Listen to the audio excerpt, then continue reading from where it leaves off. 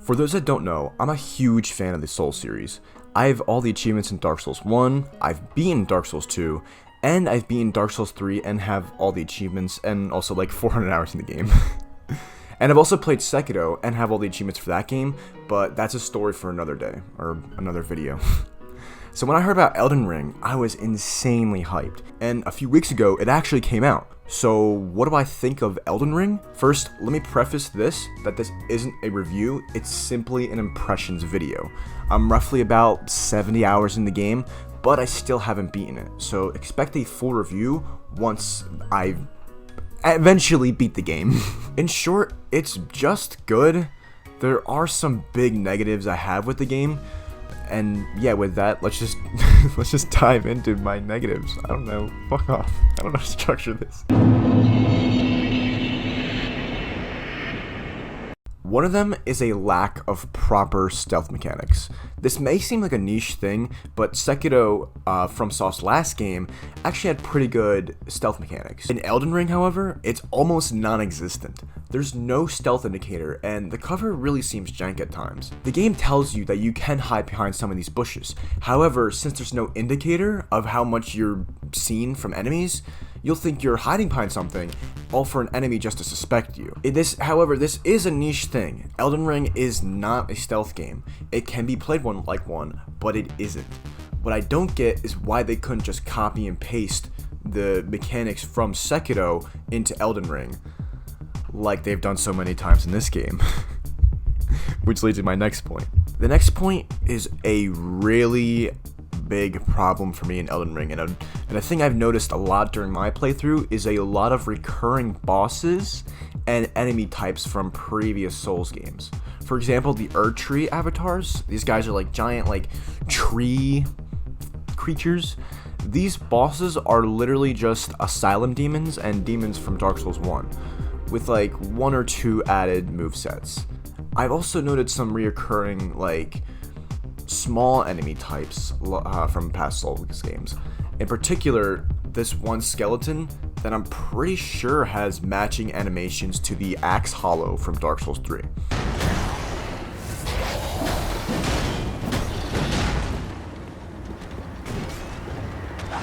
To me, this seems kind of lazy. Elden Ring is a big game, and this is just one enemy type, but it is copied and pasted. On the subject of reused animations slash bosses, in a lot of these dungeons and mini areas, there are these sub-bosses. They don't need to be killed in order to progress the story, but they can provide additional weapons or valuable spells or items. However, the bosses in these dungeons repeat, and in my case, a lot. I've seen a lot of duplicate fights. One that stands out in particular is this giant red wolf. I fought this thing like 3 or 4 times already.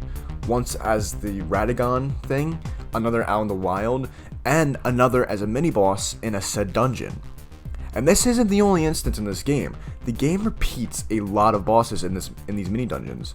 I know it's a big game, but it does get pretty boring fighting all these bosses that you've seen before and fought.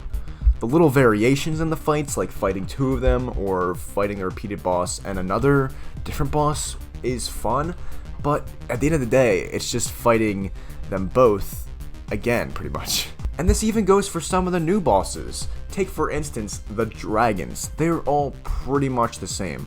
I fought 3 dragons at the time of recording this. The Elder Dragon Greyroll, the Rotted Dragon Isaac or something like that, I don't know his name, and the Glintstone Dragon, I don't know his name.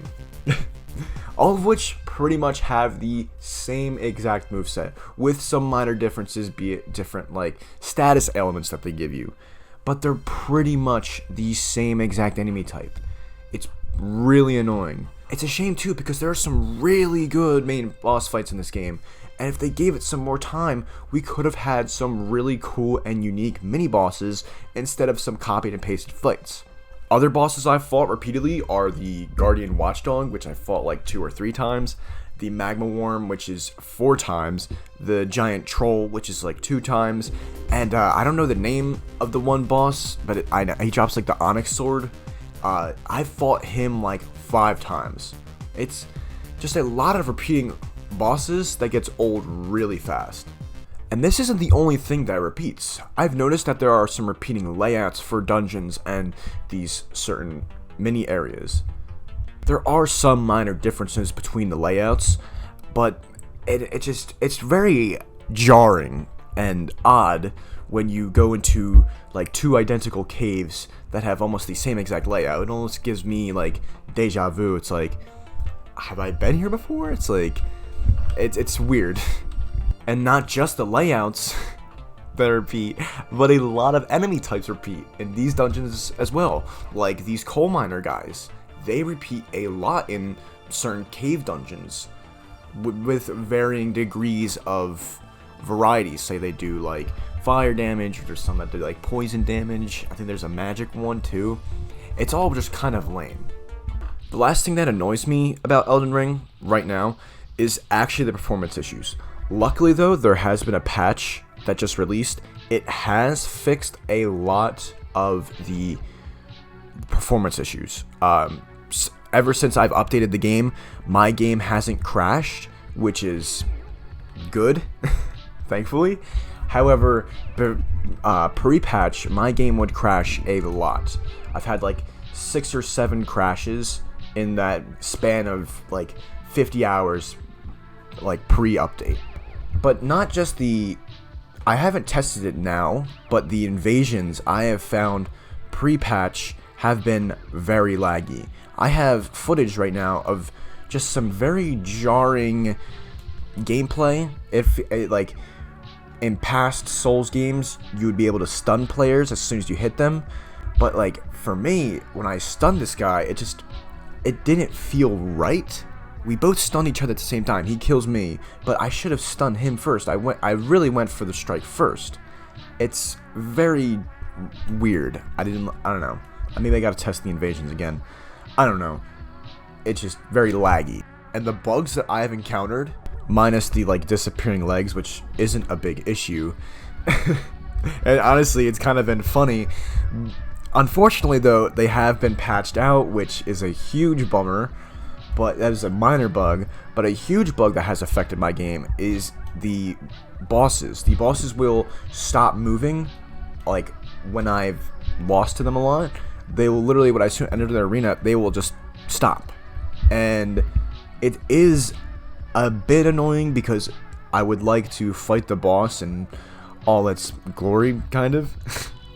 But the game just bugs out and they freeze. Take for instance this guy who literally stopped moving and let me take him to phase 2, and from there it was pretty much a piece of cake. This has happened to a few other bosses, but thankfully it is rare. However, it is game breaking and a tad annoying, and I don't know if it has been fixed in the patch, but if it hasn't, I hope it gets fixed soon.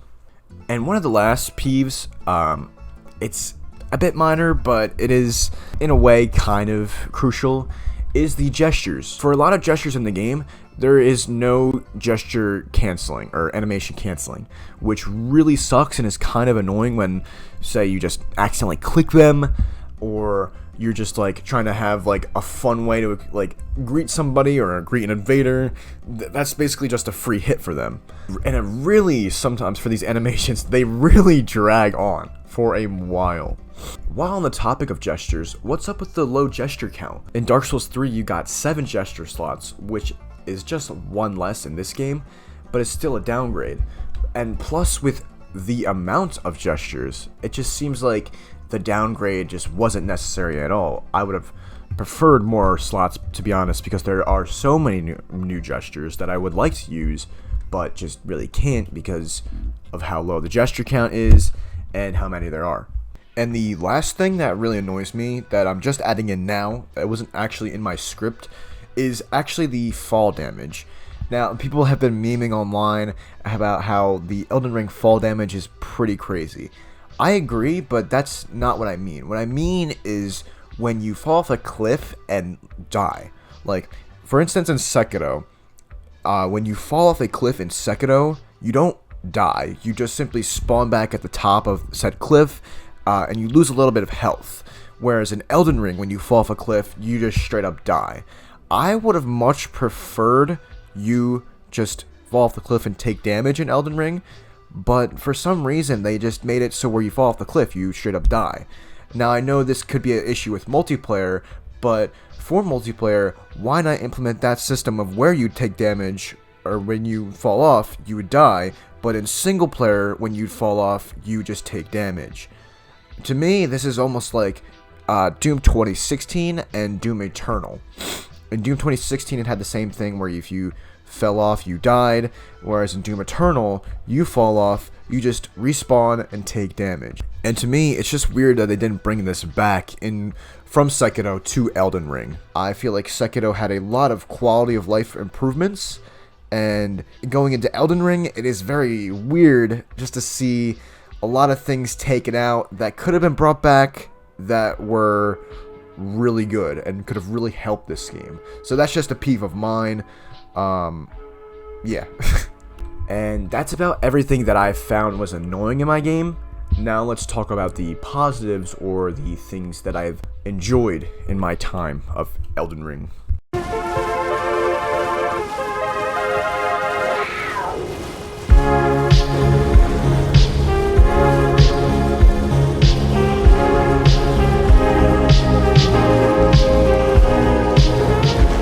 This game is gorgeous. Environments are super detailed and super nice looking, and so are the enemies. The game looks really good. Although exploring the dilapidated structures or the caves can get pretty repetitive and boring, the actual castles are super fun to explore. Also, the game looks and feels really good to control. The new spells and weapon arts are super fun to mess around with. The dragon incantations in particular are super dope, and probably my favorite spells in the whole game.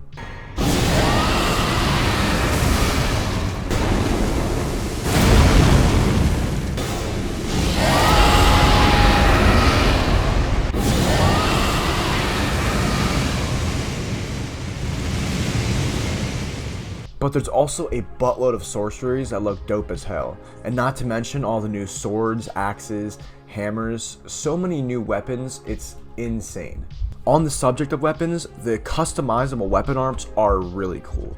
With these, you can add pretty much any weapon art to any weapon in the game, excluding certain boss weapons and special weapons found throughout the game. But these weapon arts are mega cool. Although I haven't found much use of them because the weapons that I use already have weapon arts that can't be changed, the ones that I've experimented with are super cool. This is just a positive for magic or faith users. I have found that the use of multiple talismans, or the spell casting tool thing, to be very cool. It forces you to swap between different talismans and staves depending on which spell you are trying to use, because these talismans and staves have certain bonuses to certain spell classes. Example, there is a dragon talisman that when used, it buffs the power or the strength of the dragon spells. Does more damage, basically. I find this to be a very cool system because you're not stuck looking for the best talisman or staff, as you already have 3 of them and you have to swap to get a better damage bonus or a special effect from a certain one. It's a very neat system, and one that I found that I didn't like at first, but understand and like now. And back to the great additions for everyone to enjoy, not just faith users. The horse is a great addition, allowing you to traverse long distances much faster than on foot. It also has some combat usefulness, being much faster than walking or dashing, and you can even use some spells and swing melee weapons on horseback. You can also get invincibility frames while hopping off the horse, so it's actually really useful in combat and pretty neat. The open world is really fun to explore. You can really just get lost. That's pretty much the main reason why I've spent so many hours in Elden Ring, just exploring the open world, finding caves and dungeons, and just getting lost in those, and then finding enemies and random bosses that pique my interest. Discovering the weird and wacky NPCs that are charming and fun. The open world and characters of Elden Ring really make the game for me. Plus the combat, but mainly those 2 aspects. So far, Elden Ring is good, but it's not great. Those main grievances I've outlined really set the bar low for me. As of right now, Elden Ring stands at a 8 out of 10. I still haven't beaten the game though, so maybe the later areas or the bosses get better, or the caves or dungeons get better. But yeah, for right now, it is a 8 out of 10. Expect a full review after I finish the game, which, as of right now, I still don't even think I'm close to beating. So with that, those are my Elden Ring impressions. Thank you all so much for watching. Thank you for all the support and the awesome comments. I really love reading them and receiving them, so thank you for that. Subscribe, like, and share if you'd like to, and let me know what you all think of Elden Ring. Have you noticed any grievances or things that have annoyed you? Any weird bugs or glitches? Like, what's your favorite part right now? Let me know in the comments below.